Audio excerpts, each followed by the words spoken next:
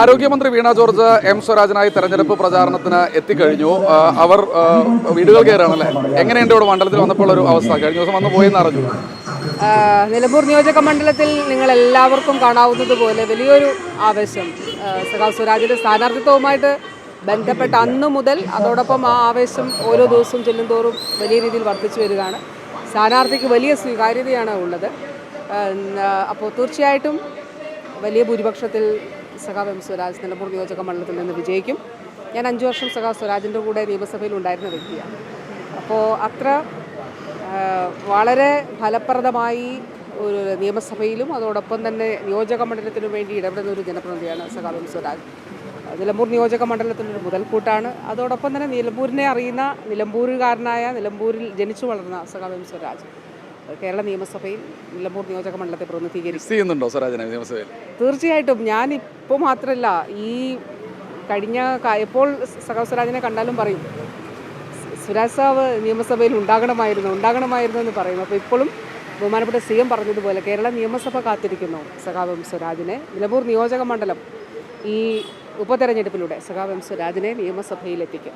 ഈ ഏറ്റവും ഒടുവിലേ ഈ നമ്മൾ പറഞ്ഞു വെക്കുമ്പോൾ UDF പിന്തുണ പ്രഖ്യാപിച്ച ആശമാരെത്തിക്കഴിഞ്ഞു. ഏതെങ്കിലും തരത്തിൽ ബാധിക്കുമോ തെരഞ്ഞെടുപ്പിന്? ഇതെല്ലാം വളരെ കൃത്യമായി നേരത്തെ തന്നെ പറഞ്ഞിട്ടുള്ളതാണല്ലോ. നമുക്ക് ഏറ്റവും കൂടുതൽ ഓണറേറിയം നൽകുന്നതും ഇൻസെൻറ്റീവ്സ് നൽകുന്നതും ഒക്കെ ആയിട്ടുള്ള സംസ്ഥാനം കേരളമാണ് അല്ലേ? അപ്പോൾ ആ ഒരു പ്രോഗ്രസ്സും അറിയാലോ. എങ്ങനെയാണ് 300 രൂപയിൽ നിന്ന് 7000 രൂപയിലേക്ക് ഓണറേറിയം മാത്രം. കോൺഗ്രസ് കഴിഞ്ഞ ദിവസം ഒരു വീഡിയോ ഒക്കെ ഇറക്കിയിട്ടുണ്ടായിരുന്നു, കണ്ടില്ലായിരുന്നു? അവരാണ് പെൻഷൻ തുടങ്ങിയതെന്ന് പറഞ്ഞിട്ട്. ജനങ്ങൾക്ക് സത്യം അറിയാമല്ലോ. ജനങ്ങൾക്ക് സത്യമായി ഇലക്ഷൻ സമയത്ത് അങ്ങനെ കള്ളം പറഞ്ഞിട്ട് വോട്ട് വാങ്ങിക്കാൻ കഴിയില്ലല്ലോ. അപ്പോൾ തീർച്ചയായിട്ടും ആശമാരെ ചേർത്ത് പിടിച്ച് ഇനിയും അങ്ങനെ തന്നെയാണ് മുന്നോട്ട് പോവുക. അപ്പോൾ 26,125 ആശമാരാണ്. അപ്പോൾ അവരുടെ കാര്യങ്ങളിൽ ഇപ്പോൾ മറ്റൊരു സംസ്ഥാനം, തൊട്ടടുത്തുള്ളൊരു സംസ്ഥാനം 10,000 കൊടുക്കുന്നു എന്ന് പറഞ്ഞു. കൊടുത്തോ? കേരളത്തെക്കാൾ കുറവല്ലേ ഇപ്പോഴും കൊടുത്തത്? അവർ കൂട്ടിയിട്ടും കേരളത്തെക്കാൾ കുറവാണ് എന്നുള്ളതാണ്. അപ്പോൾ ഇതാണ് യാഥാർത്ഥ്യം. കേരളമാണ് ഏറ്റവും മികച്ച നിലയിൽ ചെയ്യുന്നത്. ഇനിയും കൂടുതൽ ചെയ്തുകൊണ്ടേയിരിക്കും. ആ നിലയിൽ തന്നെയാണ് മുന്നോട്ട്. 1% രാഷ്ട്രീയ പ്രചാരണം എന്ന് തന്നെയല്ലേ ഉദ്ദേശം?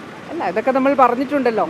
ആശമാർക്ക് സർക്കാരിന് ഒപ്പമുണ്ടെന്നേ ഒരു പ്രശ്നവുമില്ല. തീർച്ചയായും അതാണ് മന്ത്രിക്ക് പറയാനുള്ളത്. അവർ പ്രചാരണത്തിന് പോവുകയാണ്.